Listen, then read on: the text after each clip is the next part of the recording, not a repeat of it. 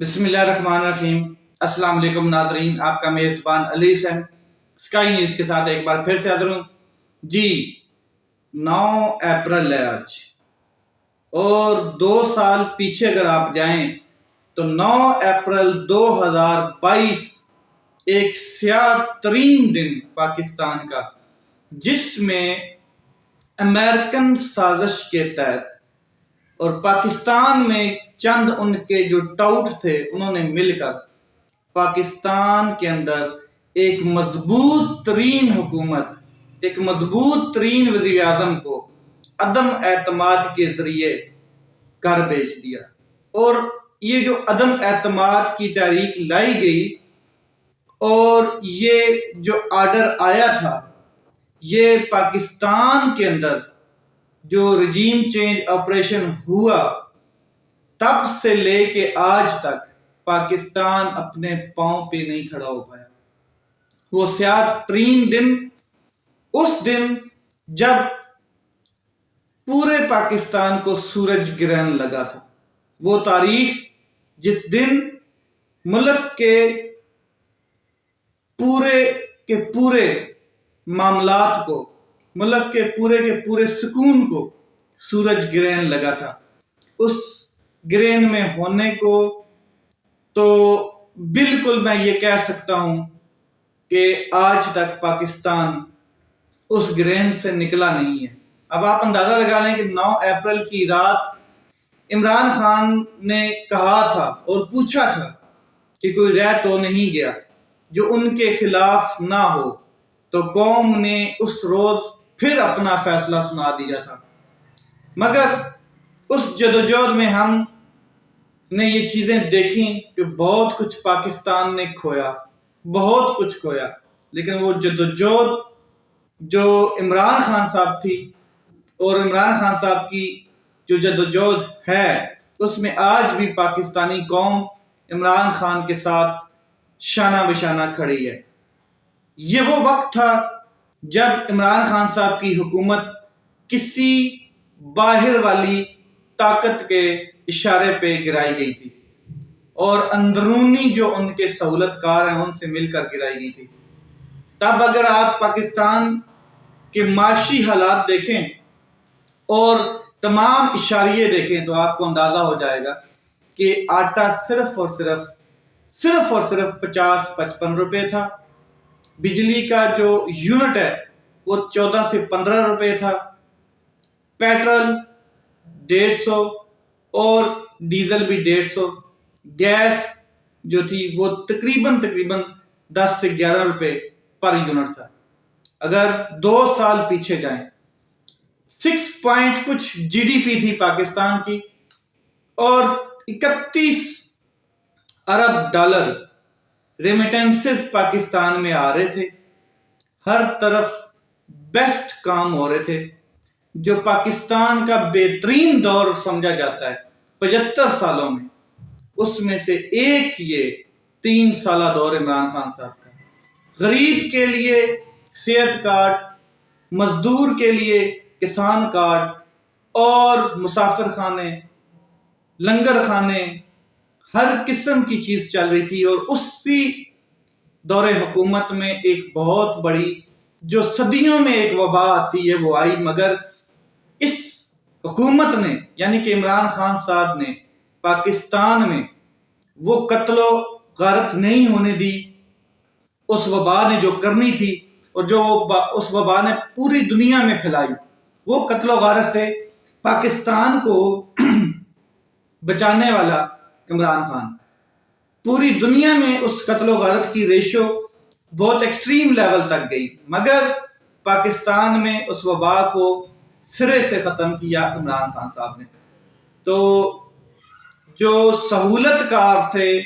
American tout تھے، جو آج بھی امریکن اشارے کے اوپر حکومتوں میں بیٹھے ہیں اور عمران خان صاحب کو جیل میں ڈالا ہوا ہے، انہوں نے پاکستان کا سوا ستیہ ناش کر دیا۔ تو یہ پچھلے 2 سال تو جس طریقے سے جو چادر چار دیواری کا تقدس پامال ہوا ہے وہ آپ نے اور دیکھا ہے، اور تاریخ اس کا جو ایک باب لکھے گی، سیاہ ترین باب لکھے گی۔ اب میں آپ کو بتا دیتا ہوں کہ 9 اپریل کے بعد عمران خان صاحب جس طرح عوام نے پہلے سے بڑھ کر عمران خان صاحب کا ساتھ دیا، ایک 9 اپریل ہوا، یہ بھی کروایا گیا، ایک 9 مئی ہوا، یہ بھی کروایا گیا، اور ایک 9 فروری ہوا۔ 9 فروری کیا ہوا تھا کہ جب میں اگر آپ کو بتا دوں کہ مینڈیٹ چوری کیا گیا تھا، 9 اپریل کو رجیم چینج آپریشن، 9 مئی کو فالس فلیگ آپریشن، 9 فروری کو کیا ہوا؟ مینڈیٹ چوری کیا گیا، پاکستان کے عوام کا مینڈیٹ چوری کیا گیا 9 اپریل کو۔ اب آپ اندازہ لگا لیں کہ ان تینوں کی جب بھی صاف اور شفاف آزادانہ طور پر انکوائری ہوگی، کوئی بھی کسی قسم کی انکوائری،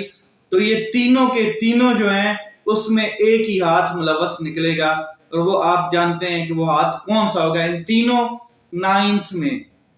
9 اپریل 2022، 9 مئی اور 9 فروری مینڈیٹ چوری۔ تو سیاہ ترین دن، اس کے بعد ارشد شریف شہید ہوئے، اس کے بعد عمران خان صاحب کو گولیاں لگیں، اس کے بعد ذل شاہ قتل ہوا، اس کے بعد 9 مئی ہوا، اس کے بعد آج تک لوگ جیلوں میں ہیں، اس کے بعد عمران خان صاحب کے اوپر گولیاں چلیں، اس کے بعد عمران خان صاحب کے اوپر 200 سے زائد مقدمات ہوئے، اس کے بعد جو کچھ ہوا پاکستان میں 9 اپریل کے بعد، یہ آپ کے اور ہمارے سامنے ہے۔ 9 اپریل حقیقت میں 9 مئی سے زیادہ سیاہ دن ہے، 9 اپریل، کیونکہ اس ٹائم جو ملک کے اندرونی معاملات میں مداخلت کی گئی اور وہ یہود کی جانب سے کی گئی، یعنی کہ امریکنز کی جانب سے کی گئی، اور وہ دن پاکستان کی تاریخ میں سیاہ ترین دن لکھا جائے گا۔ اس کے سہولت کار بھی سیاہ ترین دن میں لکھے جائیں گے، اس کے ہینڈلرز بھی لکھے جائیں گے، وہ باجوہ صاحب بھی لکھے جائیں گے، اور اس ٹائم کے جتنے بھی میر جعفر اور میر صادق ہیں وہ سارے لکھے جائیں گے، اور یہ آنے والی نسلیں اس کو پڑھیں گی، دیکھیں گی کہ ہوا کیا تھا پاکستان میں۔ اب بات کرتے ہیں، آپ کو پتہ ہے کہ حال ہی میں 6 ججز نے ایک لیٹر لکھا سپریم کورٹ آف پاکستان کو، اور وہ لیٹر کس حوالے سے تھا؟ وہ لیٹر اس حوالے سے تھا کہ ہمارے اوپر پاکستان کی جو لا انفورسمنٹ ایجنسیز ہیں اور سیکرٹ ایجنسیز ہیں، اور جو حکومت ہے، جو ایگزیکٹو ہے، یہ دباؤ ڈالتی ہے کہ فیصلے اس طریقے سے نہیں بلکہ ہمارے کہنے پہ دیے جائیں۔ یہ دباؤ ڈالا جاتا ہے ہماری فیملیز کے اوپر، ہمارے اوپر، ہمارے فیصلوں کے اوپر، اور ہمیں آزادانہ فیصلے نہیں کرنے دیے جاتے۔ 6 ججز تھے جنہوں نے یہ خط لکھا تھا، اور یہ 6 ججز تھے اسلام آباد ہائی کورٹ کے۔ ان میں ایک سینئر ترین جج جسٹس محسن اختر کیانی بھی ہیں۔ 6 ججز نے یہ خط لکھا، اتفاق رائے سے لکھا، تنگ آ کر لکھا، جب وہ مجبور ہو گئے کہ ان کو محسوس ہوا کہ اب ہم کس جگہ پہ جائیں، تو انہوں نے سپریم جوڈیشل کونسل کو خط لکھ دیا۔ پھر ہوا کیا؟ ابھی تک تو فی الحال کچھ نہیں ہوا، کیونکہ ابھی تک صرف ایک سو موٹو ہوا ہے، اور 100 موٹو کی ابھی عید کے بعد سنوائی ہونی ہے۔ اس میں کیا نکلے گا، کیا آگے کوئی کمیٹی بنائی جائے گی یا کوئی JIT بنائی جائے گی، یہ دیکھا جائے گا، مگر فی الحال کچھ نہیں۔ میں اسی دن کہہ دیا تھا، اگر اس دن کا میرا ویلاگ دیکھیں آپ، تو یہ جو 6 ججز کا خط ہے، یہ 6 ججز نے یا تو استعفیٰ دے دینا ہے، یا ان سے استعفیٰ دلوا دیا جانا ہے، یا ان کے خلاف مس کنڈکٹ کے ریفرنس دائر ہو جانے ہیں، یا ان کو بہت پریشرائز کیا جانا ہے، ان کو کیسز سے ہٹا دیا جانا ہے، ان کے خلاف کچھ نہ کچھ پراپوگنڈا ہونا ہے، کیونکہ انہوں نے ڈائریکٹلی اپنے خط کے اندر پاکستان کے طاقتور اداروں کو اور پاکستان کے ایگزیکٹو کے اختیارات کو چیلنج کیا تھا۔ اختیارات کو مطلب کہ ان کے جو مداخلت ہے اس کو چیلنج کیا تھا، اور یہ بڑی ہمت کی بات تھی اس ٹائم سے لے کے آج تک یہ چیزیں سوچی سمجھی جا رہی تھیں کہ ان کے خلاف کچھ نہ کچھ پروپیگنڈا ہونا، اور وہی میں اب آج کے سامنے شیئر کرنے جا رہا ہوں کہ جسٹس محسن اختر کیانی صاحب کے خلاف مس کنڈکٹ کا ایک ریفرنس دائر کر دیا گیا ہے، ان کو عہدے سے ہٹانے کی استدعا کی گئی ہے، اس میں درخواست کی گئی ہے، اور یہ جو جسٹس محسن اختر کیانی صاحب ہیں یہ سینئر جج ہیں اسلام آباد ہائی کورٹ کے، یہ ان ججز میں ان کا شمار ہے جنہوں نے خط لکھا ہے۔ اسلام آباد ہائی کورٹ کے اس جج کے خلاف جو ریفرنس دائر کیا گیا ہے وہ اسلام آباد کا ایک مقامی وکیل ہے جس کا نام ہے وقاص ملک، انہوں نے یہ جو ریفرنس ہے وہ دائر کیا ہے۔ وقاص ملک صاحب کے حوالے سے میں کچھ نہیں کہوں گا کیونکہ جس کے کہنے پہ انہوں نے کیا ہے وہ خود ہی بہتر جانتے ہیں، لیکن یہ چیز ہونی تھی اور ججز کو پریشرائز تو کرنا ہی تھا تاکہ کوئی اور جج بھی اگر یہ سوچ کے بیٹھا ہے کہ میں اس طرح کی آواز اٹھاؤں تو اس کی آواز کو بھی قتل کر دیا جائے، انصاف کا قتل کیا جائے، آوازیں دبا دی جائیں، دفن کر دی جائیں، تو یہ ہونا تھا۔ تو 5 الزامات لگائے گئے ہیں جسٹس اختر کیانی صاحب جو ہیں، محسن اختر کیانی صاحب نے 5 ججز کو ورغلایا، پہلا الزام،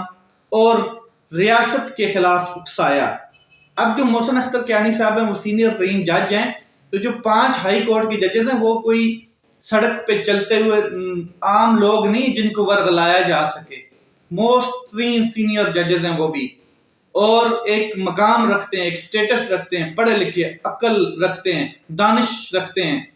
تو انہوں نے اپنے کنسنسس کے ساتھ یہ خط لکھا ہے، کوئی زبردستی ان سے سگنیچر نہیں لے سکتا تھا اس خط کے اوپر۔ تو جسٹس محسن اختر کیانی کے خلاف یہ الزام تو پہلے ہی نکل جاتا ہے، بہت قسم کے الزامات ہیں۔ پھر ایک اور الزام لگایا گیا، جسٹس محسن اختر کیانی صاحب نے اپنے شاگرد یعنی کہ اپنے دوست رانا مجاہد کو سول جج بھرتی کروایا۔ 2012 میں تقریباً جو رانا مجاہد صاحب ہیں وہ سول جج بھرتی ہوتے ہیں، اور 2016 میں محسن کیانی صاحب جو ہیں وہ جج بنتے ہیں۔ اب مجھے یہ بتائیں کہ جب 2016 میں جسٹس محسن کیانی صاحب خود جج بن رہے ہیں اسلام آباد ہائی کورٹ کے، تو وہ کیسے ایک جج اور تعینات کروا سکتے ہیں، بھرتی کروا سکتے ہیں، اور وہ بھی سینئر سول کورٹ کا جج؟ تو یہ بھی ان کا الزام بے بنیاد ہے۔ پھر آگے سنیں، وہ کہتے ہیں کہ جی ذوالفقار ایڈوکیٹ قتل کیس میں اپیل کے دوران ایک اپیل آئی تھی، تو اپیل کے دوران انہوں نے یعنی کہ جسٹس محسن کیانی صاحب نے ملزمات کو بری کر دیا تھا۔ تو ایسا نہیں ہے، ملزمان گرفتار ہی نہیں ہوئے۔ شیر افضل مروت صاحب وکیل نے بھی اس کی تردید کی ہے، اس بات کی کہ ملزمان تو گرفتار ہی نہیں ہوئے تھے، اور جو بری ہوئے تھے وہ ٹرائل کورٹ نے بری کیے تھے، محسن اختر کیانی صاحب نے نہیں کیے تھے۔ آگے سنیں ایک اور الزام۔ اگلا الزام یہ ہے کہ اسلام آباد کچہری حملہ کیس میں ملزمان کو بھی انہوں نے بری کیا، وہ بھی ٹرائل کورٹ سے جناب بری ہوئے تھے، وہ جسٹس محسن کیانی صاحب نے نہیں بری کیے تھے۔ پھر وہ کہتے ہیں کہ ان کو عہدے سے ہٹایا جائے، ان کے جو کام ہے ان کو روکا جائے، ان کو کسی کام میں اور کوئی کیس ان کے سامنے نہ لگایا جائے، اور ان کے خلاف ریفرنس دائر کر دیا گیا۔ ٹچے قسم کے الزامات ہیں، مگر خط جو ہے اس میں عمران خان صاحب خط جو لکھا گیا سپریم کورٹ آف پاکستان کو، اس میں انہوں نے بھی اپنا حصہ ڈالا ہے۔ تو اب مجھے تو خدشہ یہ ہے کہ باقی 6 ججز کا کیا ہوگا، یا کیا جو باقی ابھی خاموش ججز بیٹھے ہیں، خاموش سپاہی بیٹھے ہیں، وہ بھی اگر کوئی سوچ رہے ہیں تو وہ بھی نہیں یہ حرکت نہیں کریں گے کہ اسٹیبلشمنٹ یا لا انفورسمنٹ ایجنسیز طاقتور جو ہیں یا ایگزیکٹو کے اختیارات یا ان کی مداخلت کو چیلنج کریں گے، مجھے نہیں لگتا ہے۔ البتہ جسٹس محسن کیانی کے خلاف ریفرنس دائر کر دیا گیا ہے، اب دیکھیں اس کا کیا ہوتا ہے۔ میں آپ کو بتا دیتا ہوں کہ ججز کو پریشرائز کیا جاتا ہے،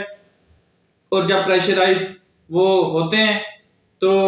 ہوتا یہ ہے کہ کئی ججز ایماندار ہوتے ہیں، کئی ججز نہیں ہوتے ہیں، کئی ججز اس کے خلاف ڈٹ جاتے ہیں، اور یہ 6 ججز وہ ہیں جو ڈٹ گئے ہیں۔ اب ان 6 ججز کا فیوچر مشکل میں بھی پڑے گا اور بہت زیادہ پڑے گا، تو یہ دیکھنا باقی ہے۔ اب دیکھتے ہیں کہ اسلام آباد ہائی کورٹ کے ان 6 ججز کو सुप्रीम कोर्ट ऑफ पाकिस्तान का सो मोटो एक्शन की साइड पे लेके जाता है। अपना ख्याल रखें, अपने भाई के इस चैनल का ख्याल रखें। पाकिस्तान जिंदाबाद।